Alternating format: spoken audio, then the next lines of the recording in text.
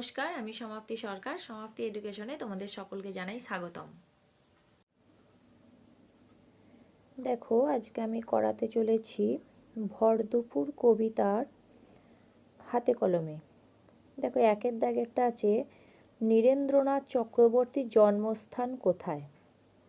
দেখো, ওপরে লেখা আছে নীরেন্দ্রনাথ চক্রবর্তীর জন্মস্থান বাংলাদেশের ফরিদপুর জেলা। তার লেখা দুটি কাব্যগ্রন্থের নাম নীল নির্জন আর অন্ধকার বারান্দা। দুইয়ের দাগের দেখো, নিচের প্রশ্নগুলি একটি বাক্যে উত্তর দাও। অশ্বত্থ গাছকে পথিকজনের ছাতা বলা হয়েছে কেন? তোমরা অনেকেই নোট করে নিতে পারো।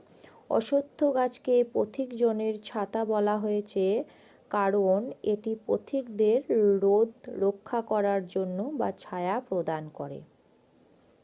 দুইয়ের দাগে রাখালেরা গাছের তলায় শুয়ে কি দেখছে? রাখালেরা গাছের তলায় শুয়ে মেঘগুলোকে ভাসতে দেখছে। তিনের দাগে দেখো, নদীর ধারের কোন দৃশ্য ফুটে উঠেছে? নদীর ধারে বাঁধা বড় নৌকা খড় বোঝাই খোল এবং শান্ত পরিবেশের দৃশ্য কবিতায় ফুটে উঠেছে। এরপর চলে এলাম তিনের দাগের। দেখো, একই অর্থযুক্ত শব্দ কবিতা থেকে খুঁজে নিয়ে লেখো। তৃণ, তটিনী, গোরক্ষক, পৃথিবী, জলধর। তৃণ মানে হলো ঘাস, তটিনী মানে নদী, গোরক্ষক মানে রাখাল, পৃথিবী মানে বিশ্বভুবন। চারের দাগের দেখো, বলেছে নিচের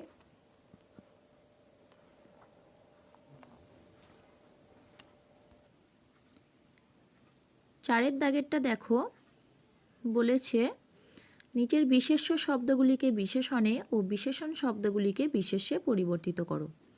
রাখাল, ঘাস, আকাশ, মাঠ, আদর, গাছ, লোক। ঘাস হবে ঘেঁষো, রাখাল রাখালিয়া, আকাশ আকাশী, মাঠ মেঠো, আদর আদুরে, গাছ গেছো, লোক লৌকিক বা লোকায়ত। এরপর এলাম পাঁচের দাগের। দেখো, পাশে দেওয়া শব্দগুলির সঙ্গে উপসর্গ যোগ করে নতুন শব্দ তৈরি করো। নদী, আদর, বাতাস। দেখো, নদীর সঙ্গে উপসর্গ যোগ করলাম, উপযোগ করলাম, উপনদী। নদীর সঙ্গে অতি নদী।